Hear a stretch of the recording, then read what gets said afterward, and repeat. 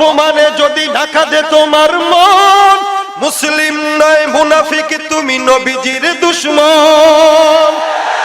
নবীর প্রেমে জীবন দিবে কে আছো নওজোয়ান, তাকবীর তুলে সিংহ শাবক হও তুমি আগুয়ান। এই তোমার বুকে ইমানের বল, জবানে আল কোরআন, ভয়ে কাঁপে কাপুরুষ সব আর নরাধম শয়তান। জীবনের চেয়ে বুকে আছে বেশি নবীজির সম্মান, কেমনে তুমি থাকবে বসে হলে তার অপমান। তুমি সাচ্চা মুসলমান, ইমান তোমার ধন, নবীর প্রেমে জাগ্রত তুমি নির্ভীক পালোয়ান। তুমি সাচ্চা মুসলমান, ইমান তোমার ধন, নবীর প্রেমে জাগ্রত তুমি নির্ভীক পালোয়ান। ঠিক না? শুধুমাত্র এটাই যে জিহাদ জিহাদ জিহাদ চাই, পুলিশের পিঠা দেখলে আর নাই নাকি? রাসূলের জন্য তৈয়ার থাকবেন ইনশাআল্লাহ। তাহলে ফ্রান্সের পণ্য বয়কট করা লাগবে, ঠিক না? আমার ভাষায় সব আমেরিকার জিনিস, আমি স্লো মাখি আমেরিকার, ইন্ডিয়া, লন্ডনের, তুই বেটা রাজাকার। তো দেশের জিনিস তোমার ঘরে থাকবে, দেশের পণ্য তুমি কিনবা, এটাই হলো দেশপ্রেম। তুমি বাংলাদেশের নিজেকে একজন নাগরিক দাবি করো, তুমি নিজেকে দেশপ্রেমিক দাবি করো, তোমার ঘরে আমেরিকার পণ্য, ফ্রান্সের পণ্য, দিল্লির পণ্য, তুমি আসল রাজাকার। এটা দেশপ্রেম নয়। এদেশ এজন্য স্বাধীন হয় নাই। তাদের পণ্য কিনেন টাকা দিয়া, আপনার ঘামে জড়া টাকা তারা পায়, ওই টাকা দিয়েই কিন্তু দিন শেষে আপনার আমার গায়ের উপরে তারা বুলেট মারার চিন্তা করে। এজন্য দেশীয় পণ্য কিনবো, দেশের টাকা দেশে রাখবো। জোরে বলেন, দেশের টাকা কি করব? দেশে রাখবো। মিয়া আমগরেই তো আজীবন রাজাকার কইলেন, টুপি মাথায় দিছি, মাগরি পড়ছে এই কারণে, তাই না? আর জন্ম যেখানেই হোক হুজুর মানে রাজাকার না? এই রাজাকার যারা, এরা হলো দেশের শত্রু, যারা আগেও করেছে এখনো দেশের শত্রুতা করতেছে গোপনে গোপনে। এজন্য আমরা 52-তে দেখিয়েছি ভাষার জন্য আন্দোলন করে, ঠিক না? আমরা 71-এ স্বাধীনতার জন্য আন্দোলন করেছি, দেশ স্বাধীনের জন্য, এদেশের ইঞ্চি মাটি রক্ষার জন্য। সরকারের তরফ থেকে, মুসলমানের পক্ষ থেকে আবারও যদি ডাক দেওয়া হয় স্বাধীনতার জন্য, যেভাবে ঝাঁপিয়ে পড়েছিলাম দেশের মাটি রক্ষার জন্য, ইজ্জত রক্ষার জন্য, আবারও প্রয়োজনে যুদ্ধ হবে, আবারও প্রয়োজনে যুদ্ধ হবে ইনশাআল্লাহ।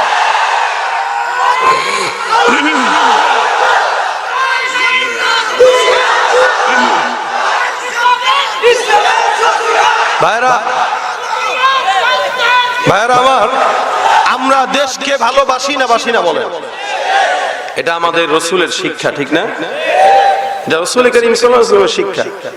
তাহলে দেখেন, কারো যদি কালেমার দাবি নিজেকে দাবিদার মনে করে, ও নিজের দেশের অবশ্যই প্রেম মোহাব্বত দিলের ভিতরে রাখবে।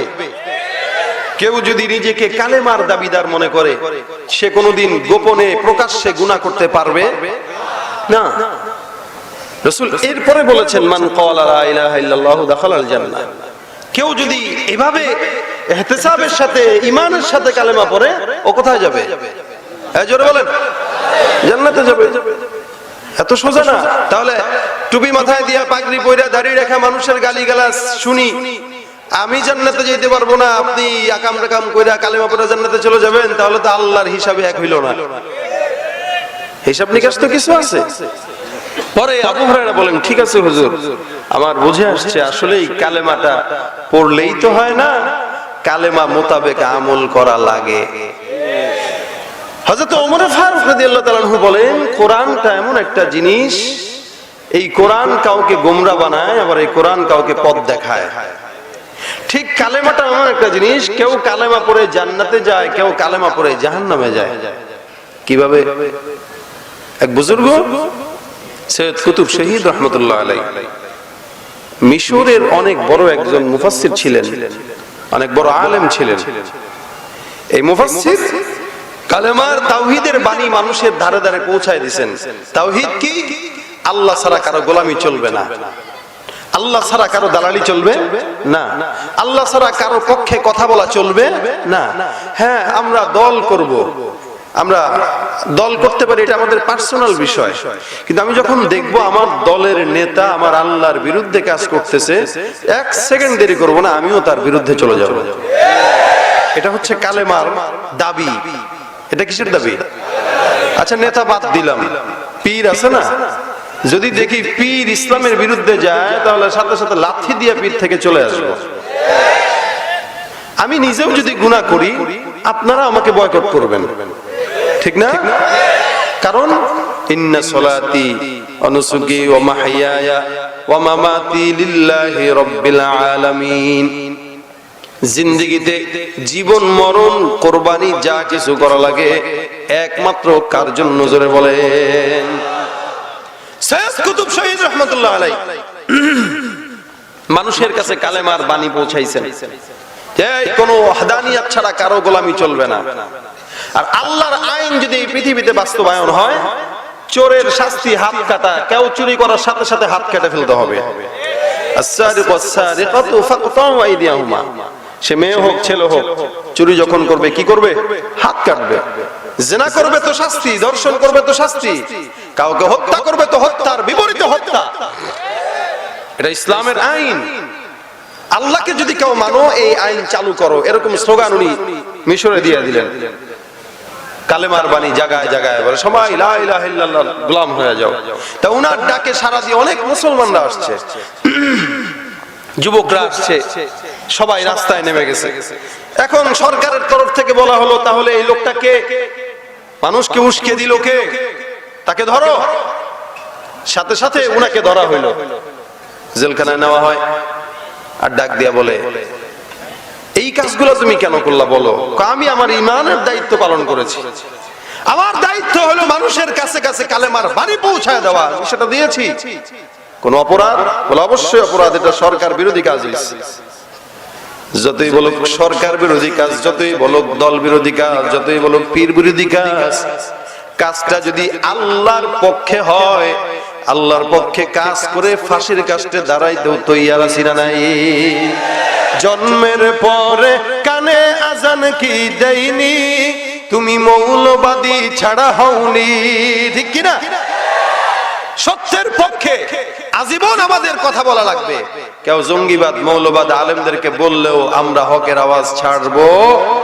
সত্যের পক্ষে গান গাই বলে আমি বিদ্রোহী, সত্যের পথে ডাকি বলে আমি বিপ্লবী, কোরআনের কথা বলি তাই বলে আমাকে মৌলবাদী, জিহাদের কথা বলি তাই বলে আমাকে জঙ্গিবাদী। কেন বিদ্রোহী বিপ্লবী মৌলবাদী আমি জঙ্গিবাদী, বিদ্রোহী বিপ্লবী মৌলবাদী কেন জঙ্গিবাদী, ঠিক কিনা?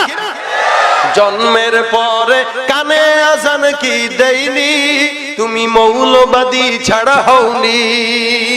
জন্মের পরে কানে আজান কি দেয়নি, তুমি মৌলবাদী ছাড়া হওনি। আবার মরণের পরে জানাজা পড়াবে, তখন কোথায় পালিয়ে যাবি? বিদ্রোহী বিপ্লবী মৌলবাদী কেন জঙ্গিবাদী, বিদ্রোহী বিপ্লবী মৌলবাদী কেন জঙ্গিবাদী, ঠিক কিনা? সৈয়দ কুতুব শহীদ রাহমাতুল্লাহ আলাইহি মানুষের জন্য, ঈমানের জন্য, লা ইলাহা ইল্লাল্লাহ কালেমার জন্য সুন্দর করে বাদশাহ তরফ থেকে তাকে পাকড়াও করা হলো। ডাক দিয়া বলে, হে সৈয়দ কুতুব শহীদ, কেন তুমি এই কাজটা করলে? এটা তো গর্হিত কাজ, সরকারের বিরুদ্ধে আন্দোলন করা এটা দেশদ্রোহী কাজ। কুতুব শহীদ রাহমাতুল্লাহ আলাইহি বলে, যতই দেশদ্রোহী কাজ হোক না কেন, যেই কাজটা ইসলামের বিরুদ্ধে যাবে আমি ওই কাজের বিপক্ষে দাঁড়ায় যাব। যেই কাজটা ইসলামের পক্ষে থাকবে আমি আল্লাহর জন্য ইসলামের পক্ষে দাঁড়ায় যাব। সারা দুনিয়াও যদি আমার বিরুদ্ধে যায়, সারা সরকারও যদি আমার বিরুদ্ধে যায়, আল্লাহর কসম আমি আমার মালিকের পথ থেকে এক চুল পরিমাণ নড়তে পারবো না।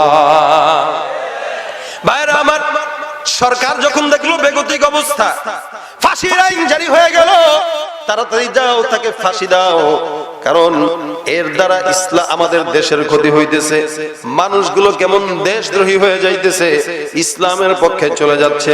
যদিও সরকার তখন মুসলমান, এরপরও এই আল্লাহওয়ালা সৈয়দ কুতুব শহীদ রহমতুল্লাহ আলাইহির বিরুদ্ধে লেগে গেল।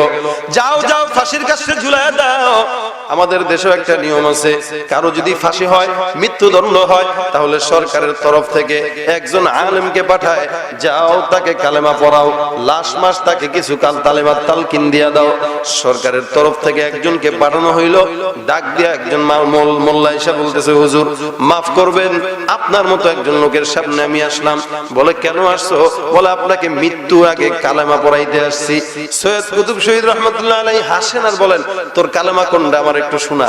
কেন, আপনি যেটা পড়েন সেটা? না, আমি যেটা পড়ি ওইটা তোর কালেমা হইতে পারে না। হুজুর কালেমা তো একটাই। বলে বল দেখি, লা ইলাহা ইল্লাল্লাহ মুহাম্মাদুর রাসূলুল্লাহ। বলে না, তোর কালেমা আমার কালেমা এক না। তাহলে হুজুর আপনি কোন কালেমা পড়েন? আমি তো একই কালেমা পড়ি। কেমনে, কিভাবে?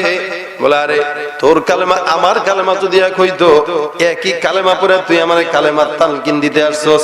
তুই সরকারি বেতন পাস, তুই সরকার থেকে মুরগির রান পাস, সরকার থেকে বিরিয়ানি পাস, আর একই কালেমা পইরা আমি একটু পরেই ফাঁসির কাস্টে ঝুলবো। তার মানে বোঝা গেল তোর কালেমা দালালির কালেমা, আমার কালেমা ইমানের কালেমা। তোর কালেমা তোকে জাহান্নামে দেয়। এবারে বদমাশ, আমারে কালেমা শিখাইতে আসছো, আমি বেটা কালেমার জন্য একটু পরে জীবন দান করব। আর তুই বেটা 2 টাকার মোল্লা, দরবারি মোল্লা, আমারে কালেমা শিখাইতে আসছো, লাথি দিয়া বের করে বেটা ভাগ।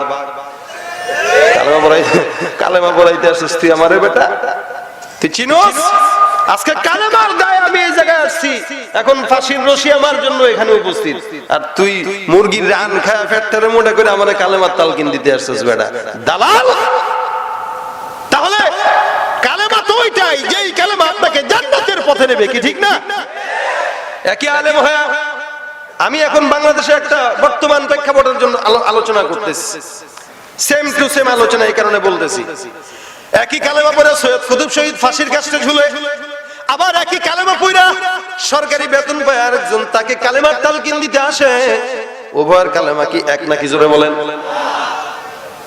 আমাদের বাংলাদেশে আমরা উলামায়ে কেরাম, আপনারা মুসলমান, আলেম বাদ দিলাম, দুনিয়ার ভিতরে সর্বশ্রেষ্ঠ ঘর কোনটা? জোরে বলেন।